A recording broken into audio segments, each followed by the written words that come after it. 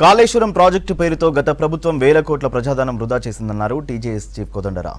ప్రాణహిత దగ్గర అందుబాటులో ఉన్న నీటిని వాడుకుని బ్యారేజీ కట్టాలని నిపుణులు చెప్పినా బీఆర్ఎస్ సర్కార్ పట్టించుకోలేదన్నారు. కాగ్ రిపోర్టులో ప్రాజెక్టుపై వాస్తవాలు చెబితే బీఆర్ఎస్ నేతలు జీర్ణించుకోలేకపోతున్నారని విమర్శించారు. రాజకీయ ప్రజా సంఘాల నేతలు కాళేశ్వరం ప్రాజెక్టుపై బీఆర్ఎస్ అబద్దాలు, కాగ్ చెప్పిన వాస్తవాలు అనే అంశంపై సోమాజిగూడ ప్రెస్ క్లబ్లో టీజేఎస్ ఆధ్వర్యంలో మీటింగ్ నిర్వహించారు. ప్రాజెక్టు నిర్మాణం చేసిన ఇంజనీర్లతో పాటు కేసీఆర్ను అరెస్టు చేయాలన్నారు వక్తలు. ప్రాణహిత పూర్తి చేసి ఉంటే ఈ పరిస్థితి వచ్చేది కాదన్నారు. చర్చా కార్యక్రమానికి వివిధ పార్టీల నేతలు, మేధావులు అటెండ్ అయ్యారు. మల్లన్న సాగర్ నుంచి ప్రాజెక్టు 6 నెలలు అయితే పూర్తి అవుతుంది అనగా ఒక తాత్కాలికమైన కాలువను దవ్విండ్రు. కొండపోచమ్మ సాగర్ నింపటానికి ఆ తాత్కాలికమైన కాలువకు 70 కోట్లు. దానికి ఈ రకంగా ఒక ప్రాజెక్టు కుంగిపోవటం అనేది ఇది చాలా అరుదుగా జరిగింది. తెలంగాణలోనైతే ఏ ఒక్క ప్రాజెక్టు ఈ రకంగా కుంగిపోలేదు ఇప్పటి వరకు. చాలాసార్లు నేను అడుగుతా ఉన్నా, ఇంటికి ఒక పిల్లర్ కుంగితే ఇల్లు నిలుస్తుందా అని అడుగుతున్నా. ఎట్లయితే నిలవదో ఇది కూడా అంతే. నువ్వు మొత్తానికి ఒకటే బ్యారేజ్ మీద వాళ్ళు కాంక్రీటు దాన్ని వేయటం జరిగింది. అది ఉండటం చాలా కష్టము. కాబట్టి దాన్ని సమగ్రంగా సమీక్షించవలసిందే. కాళేశ్వరం అంటే కేవలం మా మేడిగడ్డ ఒకటే కాదు, కానీ మేడిగడ్డ 80% నీళ్లు మేడిగడ్డ నుంచే లిఫ్ట్ చేస్తామని. అది లేదు అంటే ప్రాజెక్ట్ లేనట్టే లెక్క.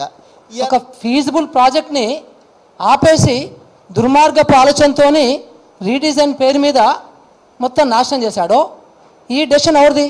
కేసీఆర్ తీసుకున్నాడు. సో కేసీఆర్ని అరెస్ట్ చేయాలి. Not less than that. అంటే 9,000 కోట్ల రూపాయలు తమాషానా? 1,00,000 కోట్లు తమాషానా? ఇంకా 50,000 కోట్లు ఖర్చు పెడితే తప్ప పనికిరాదు అంటున్నావు. తమాషానా? అసలు నువ్వు ఇంజనీర్వా? నువ్వు ఏ రకమైనటువంటి డెసిషన్ తీసుకున్నావు ఇట్లా నువ్వు? సో ఆ రోజు ఉన్నటువంటి ముఖ్యమంత్రిని, ఆ రోజు ఉన్నటువంటి ఇరిగేషన్ మంత్రిని, ఆ రోజు ఉన్నటువంటి ఇంజనీరింగ్ చీఫ్ని, ఆ రోజు ఉన్నటువంటి టెక్నికల్ శాంక్షన్ ఇచ్చిన చీఫ్ ఇంజనీర్ని, వీళ్ళందరినీ కూడా తక్షణమే అరెస్ట్ చేయాలి. తక్షణమే అరెస్ట్ చేసి ప్రాసిక్యూట్ చేయాలి. ఎందుకంటే ఇప్పటికి ఎంత ధైర్యం అండి ఇది? ఏం అబద్ధాలు ఇవి? ఏదో మూడు పిల్లర్లు గుంగినాయి అని మాట్లాడుతున్నారు వాళ్ళు.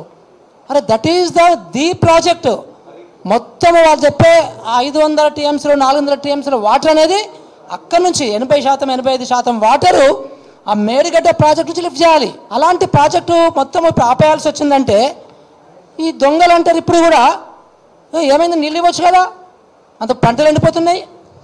పెట్టిన రూపాయలు 51 పైసలు మాత్రమే ఇప్పుడు వరకు ఉపయోగం జరిగింది. ప్రోగ్రామ్ ఎండ్ అయ్యేసరికి at the end of completion of the project అది 75% కాస్ట్ బెనిఫిట్. దీని కింద 75 పైసలు ఉండవు, కేవలం 25 పైసలే మనం. అంటే ఇప్పుడు 1,00,000 కోట్లు పెడితే 25,000 కోట్లే ఉపయోగంలో ఉంటుందని కాగ్ ఇచ్చిన రిపోర్ట్. వారు ఏం చెప్తారు? ఈ కాగుని మేము నమ్మమంటారు. ఎవరు చెప్పేది? ఎవరు?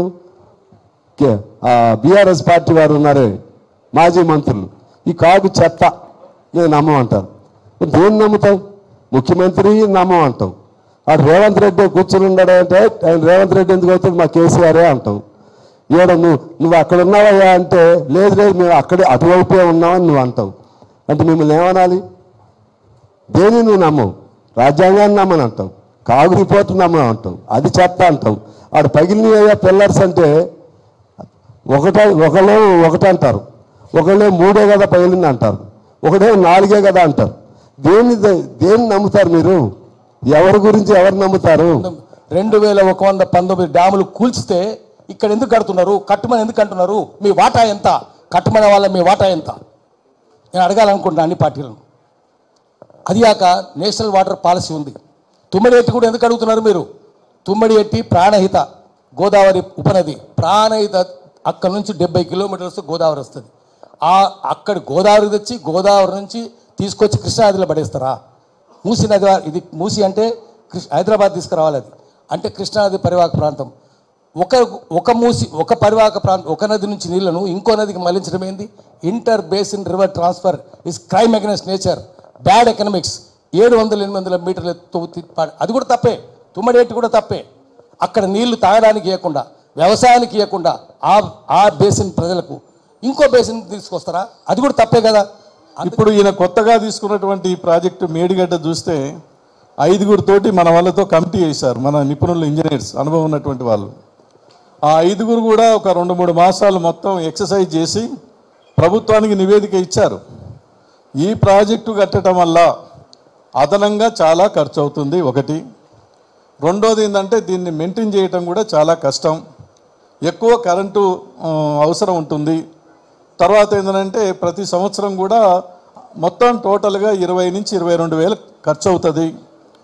ఇది ఉపయోగం లేదు, పాత ప్రాజెక్టునే టేకప్ చేయటం మంచిదని చెప్పేసి తెలంగాణ ప్రభుత్వం కేసీఆర్ ప్రభుత్వం వేసినటువంటి కమిటీ ఆ నిపుణులే వాళ్ళు నివేదిక ఇచ్చినా కూడా దాన్ని పక్కన